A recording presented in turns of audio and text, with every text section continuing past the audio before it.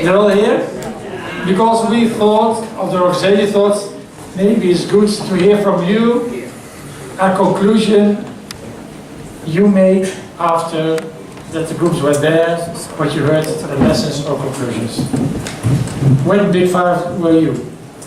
I was the cultural value of and what's a conclusion you want to make today from your Big Five meeting? I think in order for TSG to succeed, it needs to be a multifaceted approach.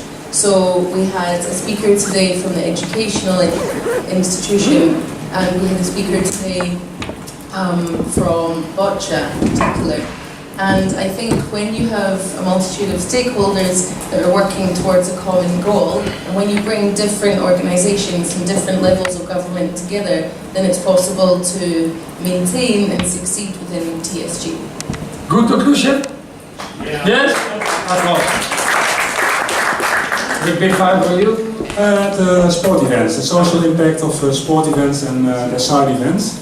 My conclusion is that it's worthwhile to organize sessions like this with an international group, because a lot of people heard some news, and I think it's the knowledge which there is on sport events has to be shared not only on the national level but also on the international level. And I think we should help each other to organize better events and to get more social impact out of the sporting events. Good conclusion also. Yes?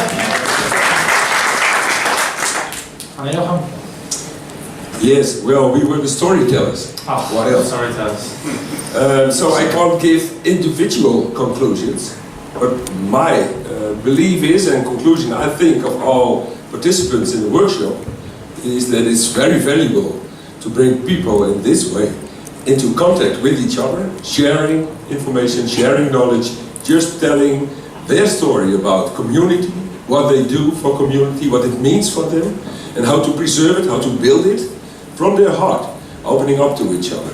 That's the value of this workshop. It was an experiment, I think, with the little quotes we got back from them. It was a success. Okay, applause. Thank you. I was the leader of the workshop about inclusion and a little bit about diversity. So I'm really glad that there are 3 women on stage, because I had in my workshop 4 speakers, 4 men, which was not very.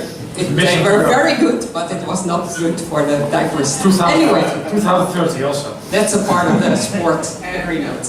Anyway, what I knew, but what is confirmed today, is that we have to think big if we want to include different people with different backgrounds and different abilities. We have to support it from maybe from the government, but the difference is made on local level, and we need to support the local level to make the change. And it takes time and it's expensive. We heard an example from Austria where it took 2 years to include 20 Islamic women in a sport program on a structural basis. That's a great result, but if you think about 2 years and maybe the money involved, that's huge. So think big, but the results are maybe small. Okay. Thank you. Applaus. I was the leader of the group talking about open community, gemeenschap. And I know now everyone uses the word gemeenschap instead of community. Okay, yeah. Deal? Gemeenschap. And I think the lessons from our meetings were that, for the cultural capital, it's very important to broaden your horizon. Don't stand on your own square meter and talk to your neighbor only, but also expand your horizon to the next door village or the next door country. And we made a comparison with the countries and the things we did this weekend, and you all did this weekend, like exchanging information, just starting to talk to each other and try to solve problems together and issues together. And I think that's what we did in the workshop, and I think it's very important to continue with meetings like this, and I agree with the previous people that you continue with meetings like this because you need time to talk about common problems or issues you're having, because I think the neighbor might have the solution. So. Thank you. Thank you. Applause. Good afternoon. Almost to the end. You are introduced to sign a statement that will be presented now, that will be signed on the stage by 5 organizations. But first, all about why. I ask Peter Baatsen to tell us why should we sign. And what are we going to sign? What I'm going to sign. I'm also going to sign. Very good. I think. We will deliver a new fridge tomorrow when you sign it. Okay. Thank you. One of the concrete results of this great happening here in Friesland, and thanks, I really have to thank Marianne, is she still here? She is. Marianne, who was speaking earlier this afternoon.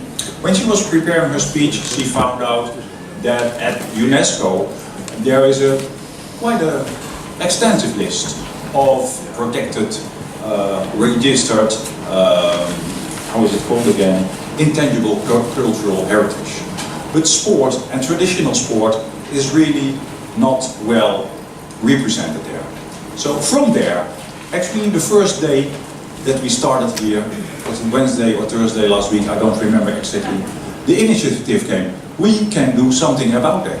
So a lot behind the screens has been talking between NOC, between Sport Friesland, between Knowledge Center for Sport, between TAFISA, and now we would like to come up with a statement, a message to UNESCO, a message to the sport federations.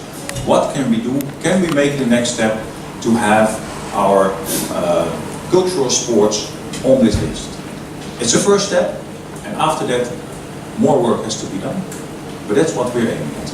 I will read a few passages. Is that okay? I will not read the whole letter. I will have whole night. No, I will. Okay.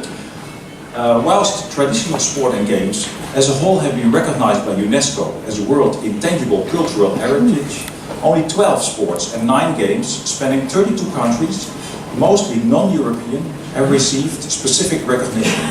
This is not enough. Together, and starting with Friesland Sport and Games, we endeavour to work towards the recognition of European traditional sports and games as intangible cultural heritage.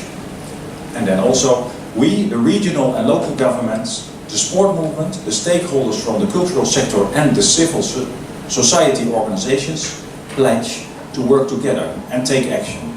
We will develop a strategy, plans and initiatives to align traditional sports and games to the future and reintroduce them into the daily lives of European citizens, serving our future generations' human right to play.